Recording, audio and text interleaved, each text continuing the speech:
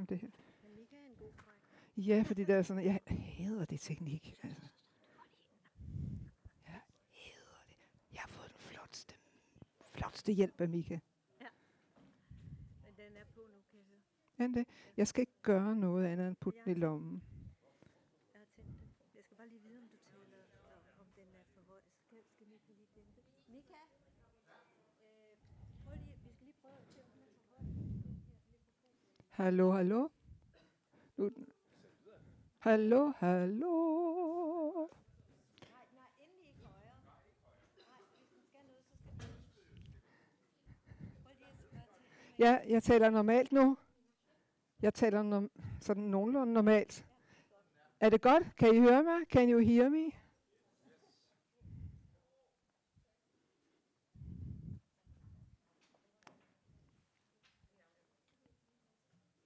Gud, hvor er jeg langt væk her på.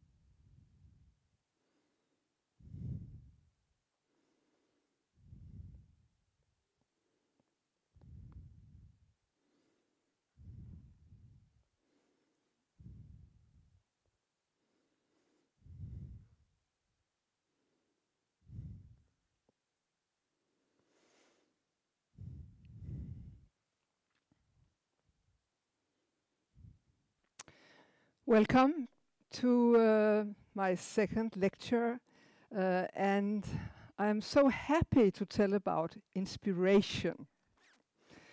It will be a lecture around 40 minutes, 45 minutes, and of course I cannot tell you of all the things that inspires me, because it's thousands of things in all genres, so much. And sometimes I don't know I am inspired before some days after, oh, I got inspired. I woke up this morning and I have a very bad habit. I started to look at my mobile phone, what is going on in the world. And it's not inspiring. Maybe Olympiad and tennis and all that.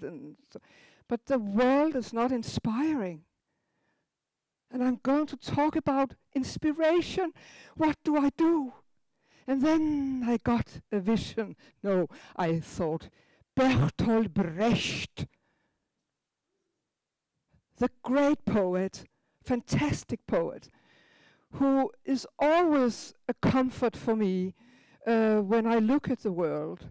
He was born in 1898 and died in 1956. And he lived through First World War. He was very young at that time. And then Second World War. And some of his friends ended in concentration camps. He himself, his wife, Helene Weigel, and 2 children, they were always refugees in many countries. In Denmark, in Sweden, in Finland, in USA, and back again in Germany.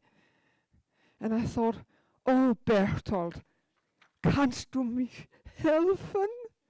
Ja. In the poem about Moldau, I will not sing for you. I dare not sing for you. I will read for you. It's a poem about the world changes. Friends, it changes. It moves. Es liegen 3 Kaiser begraben in Prag. Am Grunde der Moldau wandern die Steine. Es liegen 3 Kaiser begraben in Prag.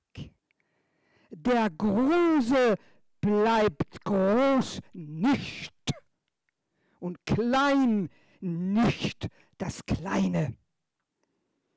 Die Nacht hat 12 Stunden und dann kommt der Tag. Verstehen Sie? Ja, gut.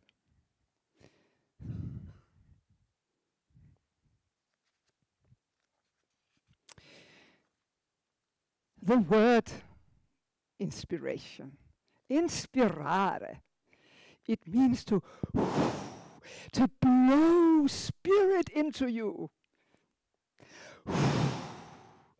And this morning, Bertold, he was blowing inspiration into me. Inspiratio, Latin also, means to breathe in to breathe out, to be inspired, to let yourself be inspired, to open up for inspiration. And you know, you can get help from the muses. I think, Hanne, you talked about the muses yesterday, and that is very, very inspiring. We have a lot of muses. We have 9 daughters of the gods. I will not talk of all the daughters, but some of them. Calliope is a muse of epic literature, poets. And Melpomene, she is a muse for tragedy. She's very solemn, and she's very aware of sorrow. She's very proud of sorrow.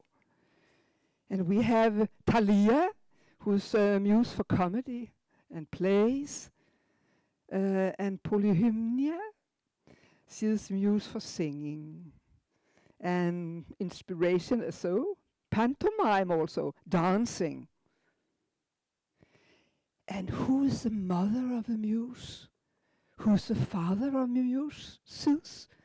I'm practicing now. Mnemosyne. For the mother is the goddess of remembrance. And when you get inspired, I often have the feeling of I get very deep in something I've been through before. I remember something very deep in me, and I call for Mnemosyne. And she comes and she talks about her love affair with Jupiter, Zeus. But more important, I think, really is to name her. And I thought, Hanne, when you talked yesterday about the woman sitting there knowing the world and the big lap where all the stories are in, it is Mnemosyne. She carries our stories as human beings and the gods' stories. The muses.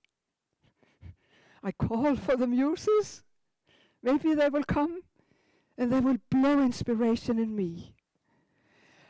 In many, many, many years in the antique times, they talked about as a realistic that the muses are there and they inspire you. There is a shift in the story of inspiration. When we go into the age of enlightenment in the 18th century, there's a discussion starting about inspiration. Is it the muses, or is inspiration something that comes or are born inside the artist? So please, muses, step a little aside.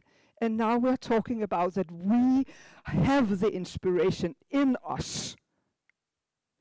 What I think is very interesting in this story, that when we go into the Romantic period, the period of the genius, it comes back. It's the muses who give the genius the right to make her or his own rules.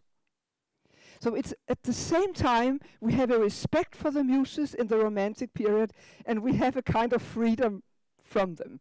We make our own rules. And you know, Einstein, I know he's not romantic in modern time. He has said, he talks about muses. I can't make good science if I don't have the muses with me. He talks about, he doesn't call it like that. He says that my intuition, my imagination is probably the most important for me as a scientist. Isn't that interesting? I mean, he needs you to sing for him. He needed art to make good science. What is inspiration for me? Oh my God. You know, it's joy. It gives my life a meaning. I feel a drive. I feel a song coming up. I feel a drive to be creative. I feel alive. I feel present. I feel curious when I'm inspired. So curious. Oh, what is going on? I want to, who's out there? And what is going on in the world and in art? I'm so curious. I'm always curious. I open up with my associations when I am inspired. And this is the most important. I let go of my control when I am inspired. Suddenly I can, where is this little green one sitting on my shoulder? Away. Because I'm inspired, and the muses, I know it's very high to talk in that way, but they have, Mette, can you fly?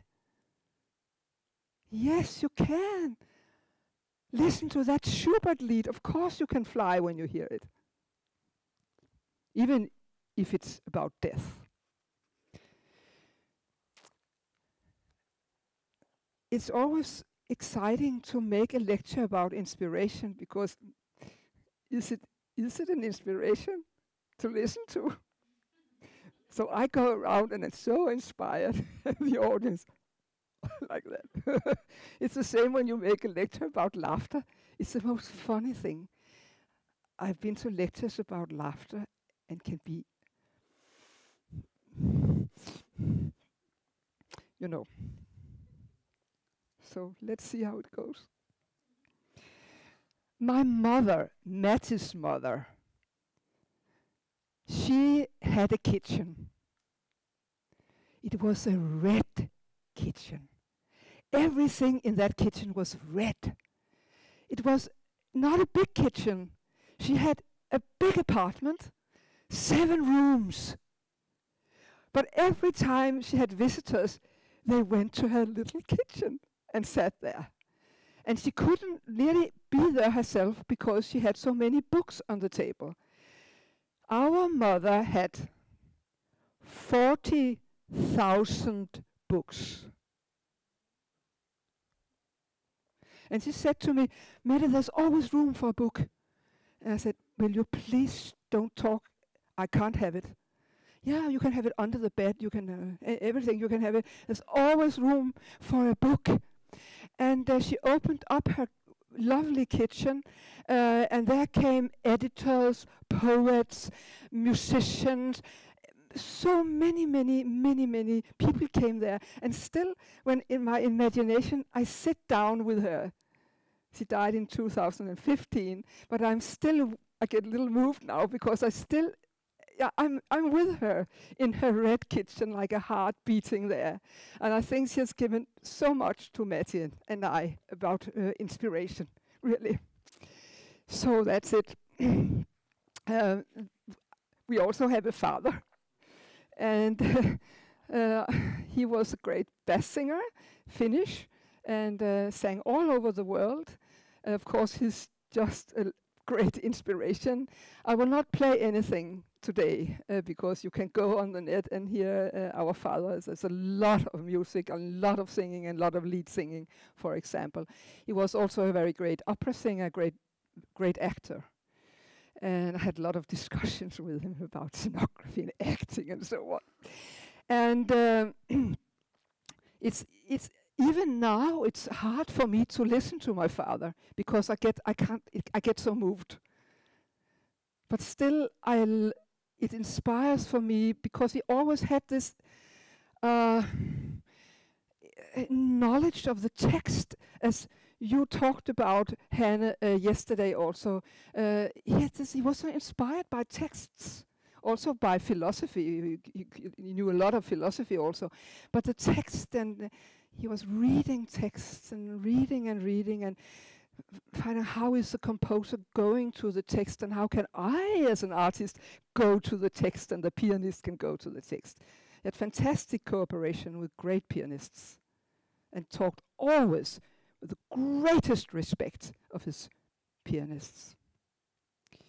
So here we have a mother and father whom we are very thankful that they have been here.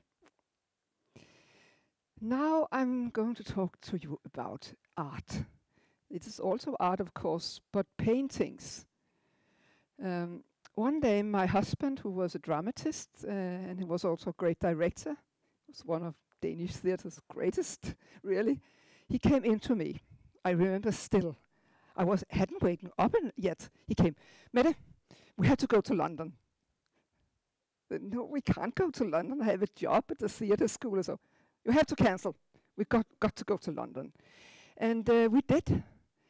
And we saw an exhibition of paintings by Rembrandt. It was Rembrandt's self-portraits. Rembrandt, the Netherlands painter, you know, from the Baroque period, he painted and made drawings of himself from he was 22, 21, until he was a very old man. And always completely honest, completely sincere. And it's such a joy for me to show you some of these pictures. Here you have spirit. Mika and I, we were just looking at it, preparing this, and we were,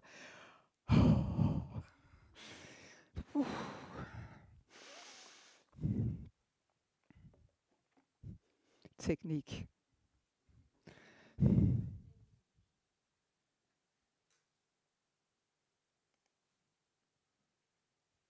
Can you see? Yes, good. Here we have a self-portrait by Rembrandt, who was walking in Amsterdam. And he is around 22, 23. And we are in the 17th century here. And every time I look at it, it's very strong, it's very expressive, it could really expressionistic. I can't understand that it has been made for so long time ago.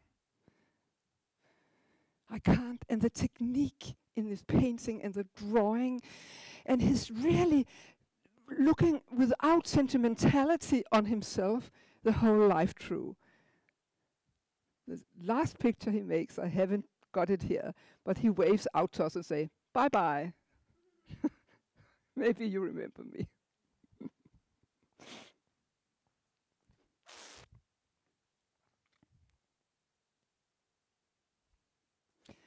You can nearly, it's very difficult to see his eyes, isn't it? I can get it a little bigger. So. There's no, he doesn't try to be more beautiful or anything. The only thing that interests him is honesty and to go deep down in art. I can send you these if you want them. There, this picture of Rembrandt is when he is in his period when he was famous.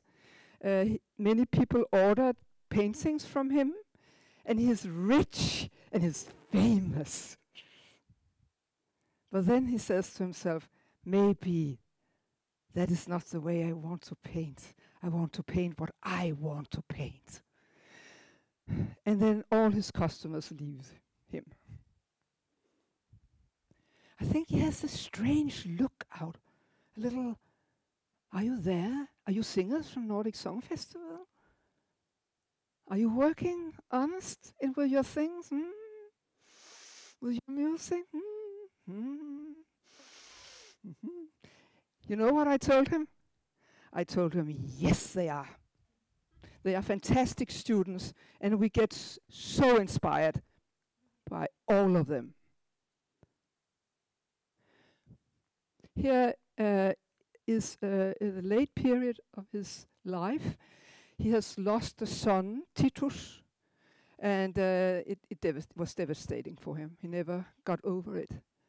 And can you see how very thick painting is? He models the face up with painting also. It's a little vulnerable here also. And it's for me, it's as if he looks out of the centuries, completely connecting to me. Many of my actor students work a lot with Rembrandt's pictures to get hold of the spirit in a character. Even very young men, really, of actors do it to find a character, because the eyes, the look, and so on.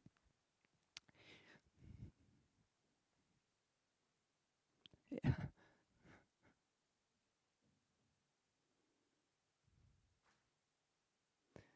You can see how he has the white paint, how he uses the white paint also in his hair.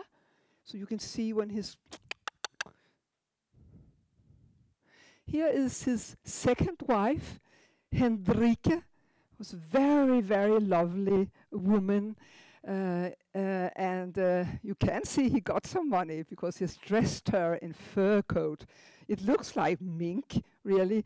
And Hendrike, he has also made a lot of mythological pictures from the Bible, with Hendrike in the role, in the character. This is also Hendrike, and I wonder how can a painter paint eyes like that? Just small in the eyes, but and the earrings. The girl with the earring, that is Vermeer. But look at and he has, and he must have said, no, I'm not, this is, no more. Now she is there. And the last picture is of his son, Titus, who died. I think he was 21 or 22 or something when Titus died. He's also dressed up, and the red color in his hat is, you can see it in the mouth, and you can see it really in the hair also, how he makes the hair glow by using the red color in the hair. So it's a kind of a young Hamlet or something. I think I once gave both a singer, I work with Hamlet also, the opera Hamlet at the Opera Academy, and of course I have worked with Hamlet with a lot of actors. And we look at that picture also.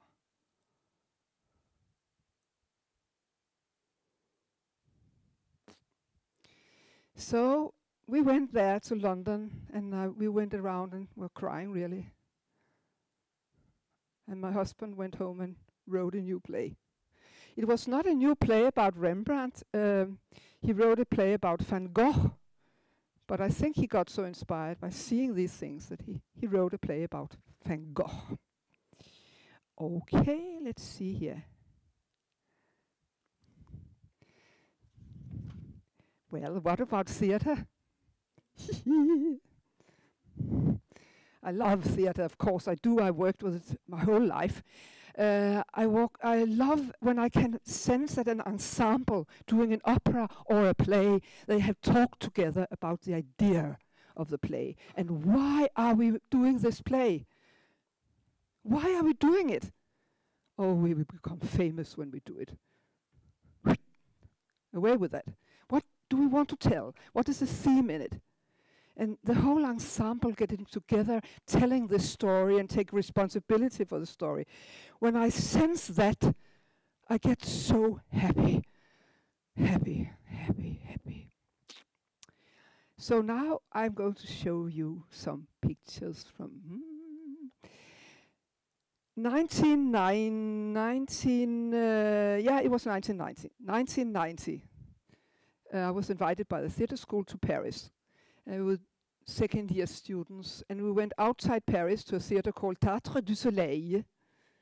It's not Cirque du Soleil, it's the Théâtre du Soleil. And I remember it was the antique drama Agamemnon and Iphigenia in Aulis. And I went into the room, and there a lot of the head of the whole theatre, she went around talking to people. We could eat there. And typical French, there were a lot of books about antique drama lying all around. We never dare that in Danish theatre. Oh, that intellectual. Ooh. It's vrai, you know, France, intellectuelle. So there were a lot of books about antique theatre.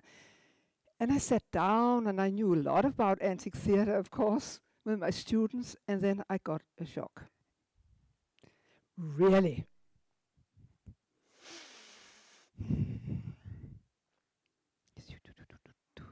Let's see here. Oops. It was, what I got a shock was, from what I got it, was that it was a theatre working with Brecht and Asian theatre. Oh, what is this? Ja, tak. Jeg tror, det er fordi den bare er så meget.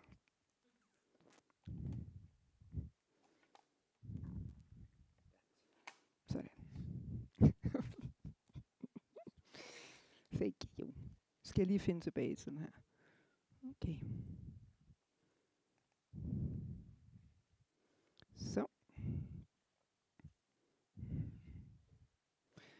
Bum, bum. Så. Yeah. The first picture, I think, will say a lot.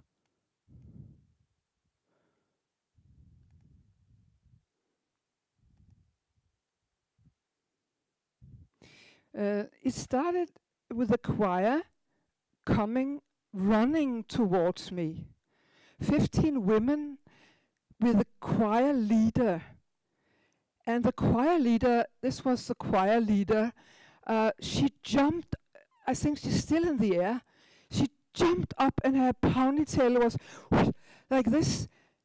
And suddenly I realized I've been reading 7 years at university to take my exam. And I have never understood really that the circle in the antique theatre, you know, orchestra, it means dancing place. And I saw a choir coming in, standing there, okay, with all respect for choirs.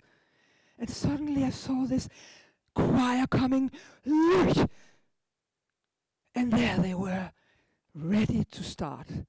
They were dressed in an inspiration from India, Kathakali dance, also kabuki, that is a Japanese way of mask theatre from started in the 17th century, and what they have found out themselves. And the makeup is so beautiful and so respectful. But what was the most interesting was the body work. Can you see a little nearer so you can see here? And we saw the actors making makeup when we came.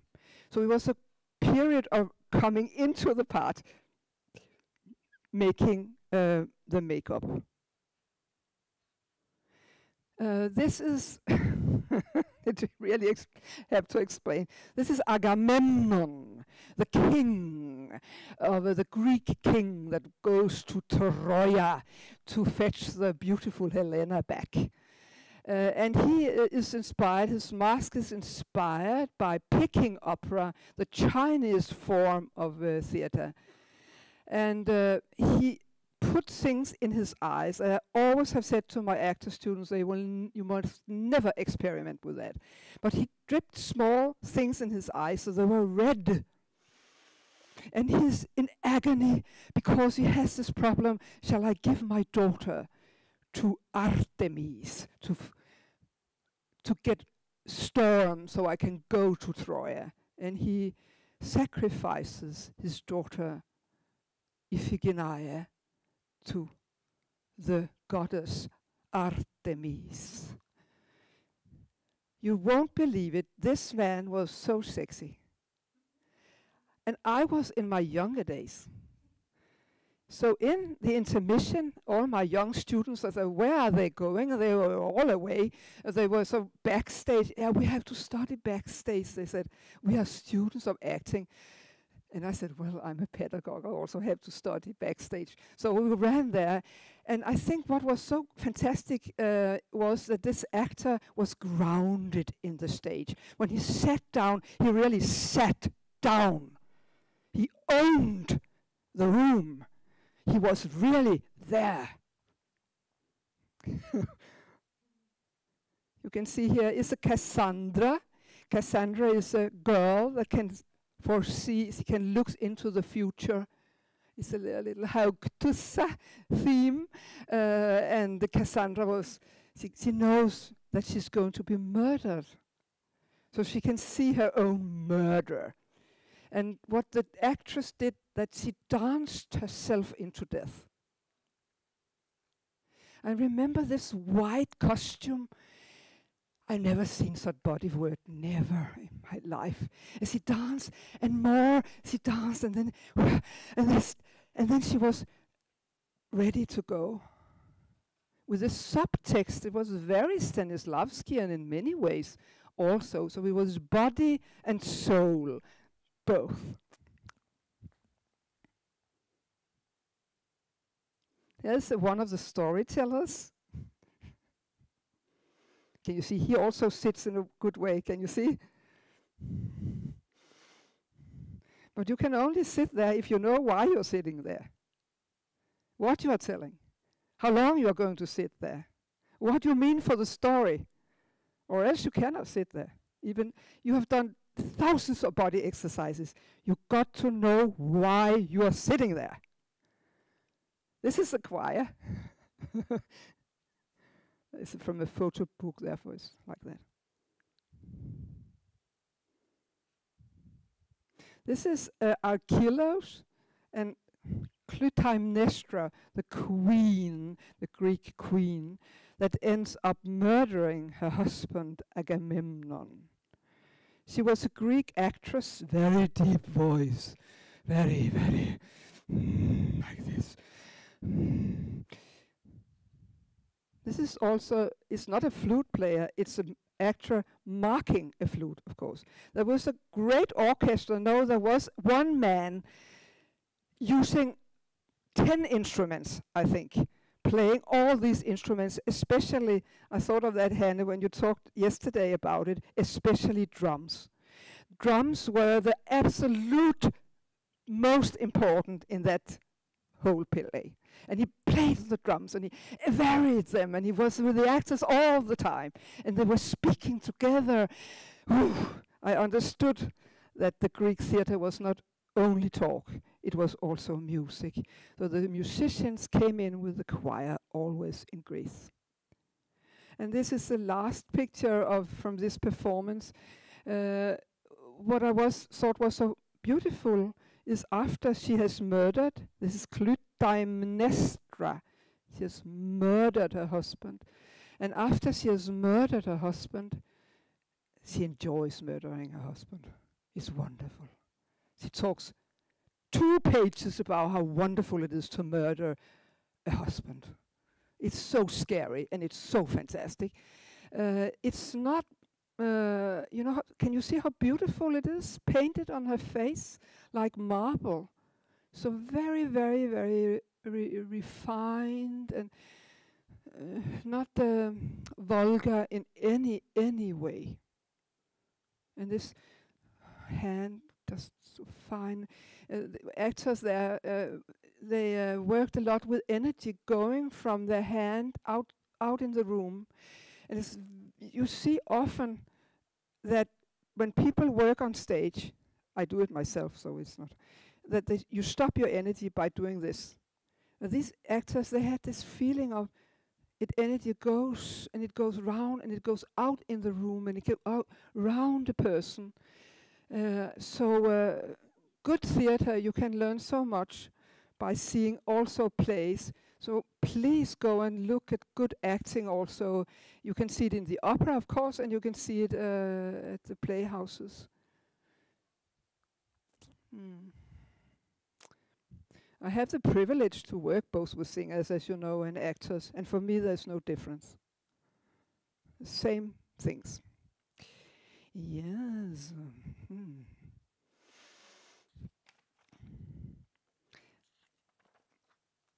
I have so much and I haven't time. The next thing I want to say to you is dialogues. Maybe you think I'm crazy, but you know, I've had a dialogue with Molière yesterday. I had a dialogue with Mozart the other day. You know what he told me? He told me, do you know, Mette? Not in English, of course. Must have talked a kind of Austrian. He said, I'm a good director. And I said, really, Wolfgang, are you a good director? Yes, he said, I'm a good director. And I have directed Le Mariage de Figaro, the marriage of Figaro. Tell me a little more about it, Wolfgang. And then he told me that one of the first rehearsals, when Figaro sang his first aria, and Wolfgang said, you know, Mette, I had to shout, bravo, bravo, bravissimo. It's heaven. Really, Wolfgang, did you shout that? Yes, I shout that. You know, I can only say this. I'm very scientific now. This is the other side of me. This is true. So suddenly, the more you know about things, the wider the world gets around it. So meeting with Mozart, what a privilege. I also know that he gets up 6 o'clock in the morning.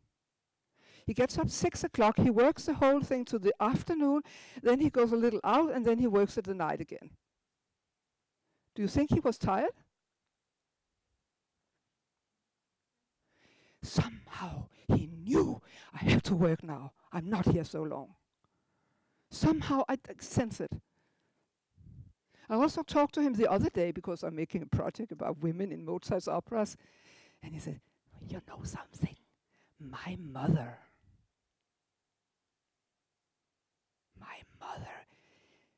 she was also a composer.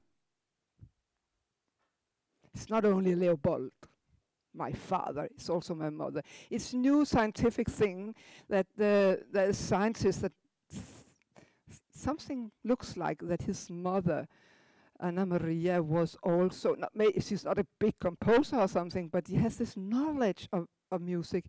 And we have this tendency, I think Hanne was also talking about it yesterday, that it comes from the father and everything comes from the father and father and father. It comes from the mother also. And the woman in Mozart, the anima in Wolfgang. Oh, I also had a fantastic dialogue with Shakespeare the other day. I sometimes also talk to more modern people.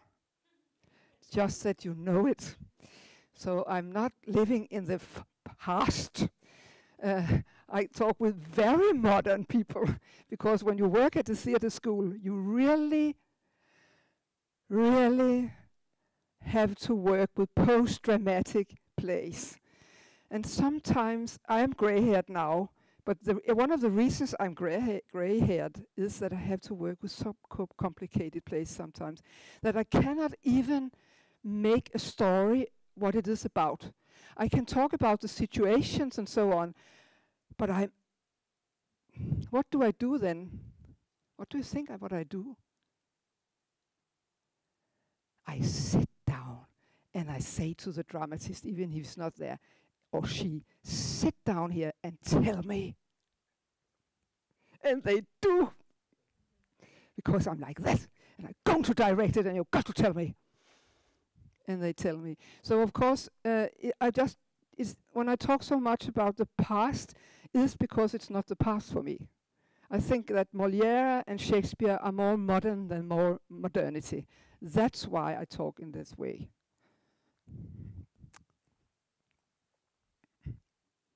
Just so you get it right. I know I was born before Christ, but these big artists will always be there. Shakespeare was not of an age, but for all time.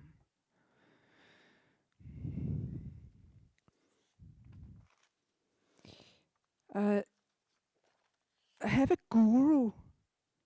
I don't have so much guru, people that I think are like this, but I have a director. He died 2022. Yes, he's called Mette Borg. He was English, started his career in England, and then he went in 1970 to Paris and started a theater there. He's still there. People from all over the world work together. And I had the privilege of visiting him with the theater school. And I still remember how it was. English Jewish director. He was a little man. And we met him near his apartment in the middle of Paris. And there hello, he said, hello, welcome, welcome. And we were like, Mette Borg, like that. And then he invited us up in his apartment, and he made us sit in a circle. And I got nervous. And he said, we are going to make an exercise. And stupid me, I said, well, but I'm not a pupil. You know what he said? He said, but you look like a pupil. Yeah, I was young then. Okay, so why I'm telling this, because it was so inspiring to meet him, he had great spirit around him, was that this exercise was so simple and not simple. He gave one of the actor students a book, and he said, the exercise is now to make the book alive, all the circle around. It's easy, isn't it? It must not die, this book. You have to make it alive all. So I have this book, and will you see this book? Yes, here you are.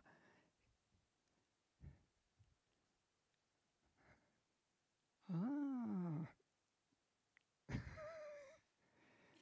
So, oh, that's funny.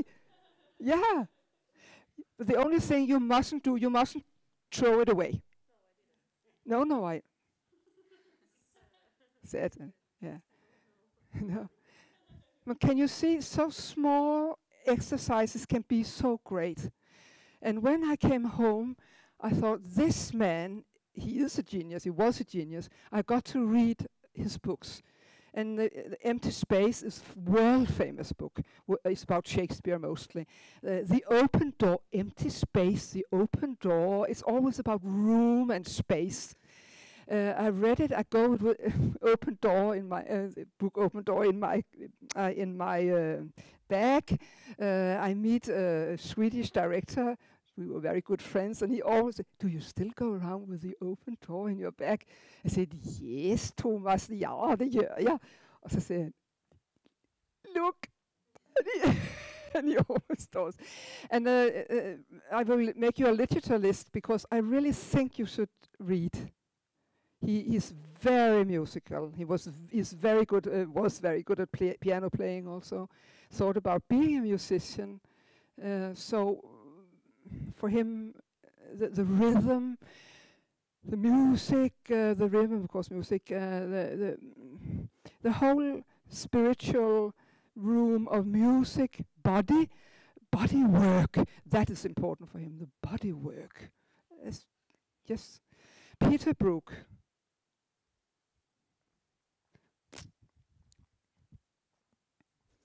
You know what I said when I left him? I think I was stupid at that time. Maybe I'm still. I think, oh, thank you, thank you, Mr. Brooke. I made an exam of you. And he said, what do you mean? That was so stupid. It was so stupid. I said, yeah, but I had an exam from the university in Copenhagen, and it was your book, The Empty Space. Oh, thank you.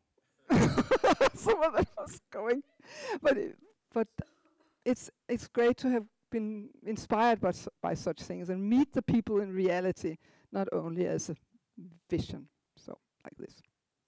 Okay. Yeah. I want to read a little from The Empty Space.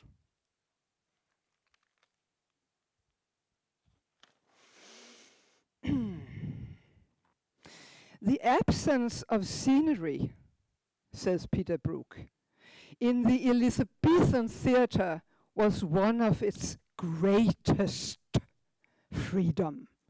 Shakespeare's plays were written to be performed continuously. And the primary fact is that this theatre of Shakespeare not only allowed the playwright to roam the world, it also allowed him free passage from the world of action to the world of inner impressions. And I think this is going from the world of action to the inner impressions is so good for your songs also. You are in the action, it's a story, but the story is mirrored through yours. Also is the inner impressions. There's a time for everything in a production, he says. But the most important thing, please, not to worry about the result of one's efforts. Did you get it? You are in a process, and this is true for both actors and singers and directors also.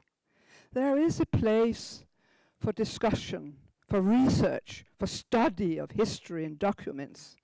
There is a place for roaring and howling and rolling on the floor. There is a place for relaxation, informality. There is a time for silence, for discipline and intense concentration. There's a time for discussing the broad lines of a play. There's a time for forgetting them, for discovering what can only be found through joy, irresponsibility, and extravagance. There's a time when no one must worry himself about the results of his or her effort. There is a time when one needs outside people, really, we need them watching. When what always seems to be hostile faces can create a good new tension, and a new focus. Suddenly one morning, the work must change. The result must become all important. Jokes and embroideries are then ruthlessly pared away, and all attention must be put on the function of the evening, the narrating, the presenting, the technique, the audibility, the communication with the audience. Speed up, go on with it, go on. But don't go for the result too early. I think it's so important because we talk so much about it, but we know all of us, we all make theater and concerts. There is also a time for now we are on. But you are students, and please allow yourself to be seeking and go away with this little green woman or man up on your shoulder. So I will take this time. There is a time for going to museums. There is a time for going to concerts. There is a time for getting hold of good friends and share a glass of red wine and discuss life. I really mean it.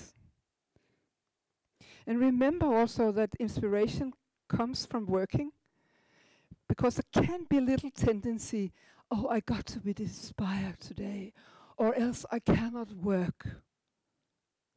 Inspiration can come from working. Mr.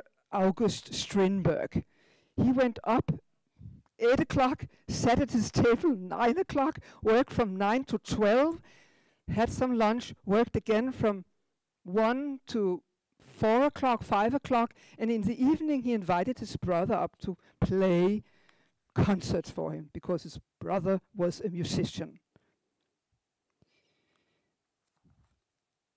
So, work also.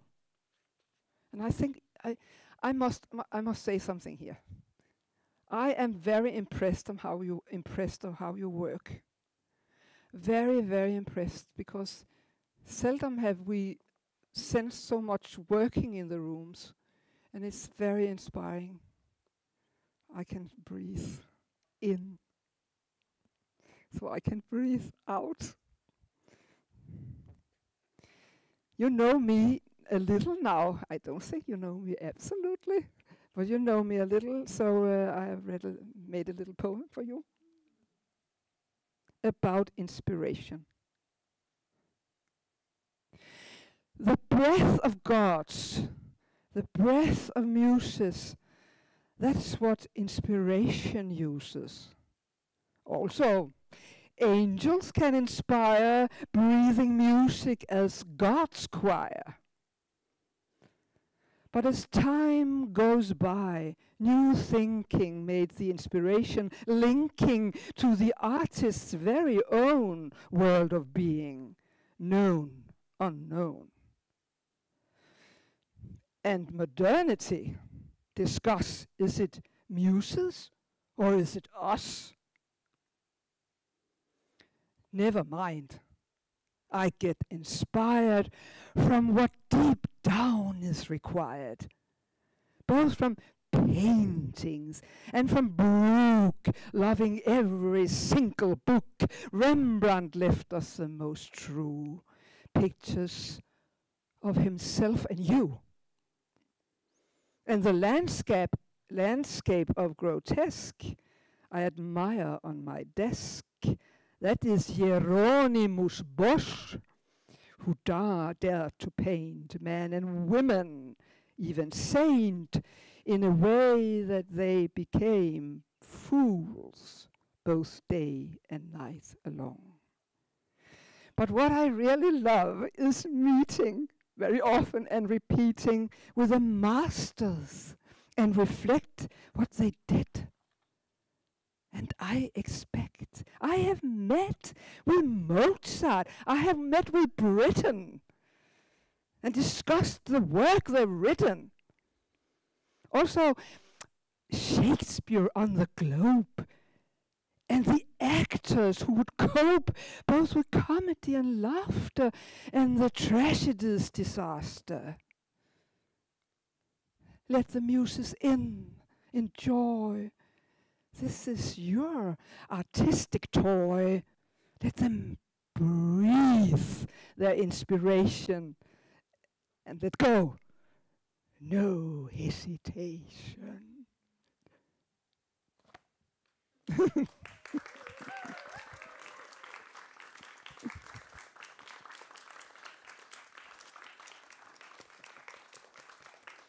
I have a little PS, because I have 2 more things, but I think you should breathe now before the next. But I will send with a link to you. I just say what it is. One is a dancer called Pina Bausch.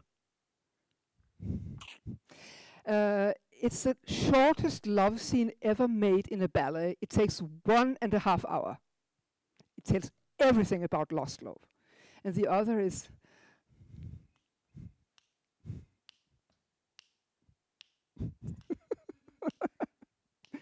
I'm singing in the rain with Gene Kelly. How much can you learn from looking at and listening to Gene Kelly or Fred Astaire? All. Free body, joy, professionalism. We make every year at the theatre school, we made, because I'm stopped there now, with a very dear colleague to me, Charlotte Munksø. We make a course about Fred Astaire, Ginger Rogers, and sometimes, and Gene Kelly, of course, and sometimes people don't know really who's that, and they listen to it and they see it and they, wow, they can breathe, they can burn. And Karen, you said to me, Gene Kelly comes from Pittsburgh, yes. So I will send you the link. You can also find it on the net. But I got the idea because it was raining the other day, and he unfolds his umbrella and he owns love and the whole world. Bravo, musical. So don't take one genre and not another genre. Learn from all. That was my PS. Okay. We meet. Thank you.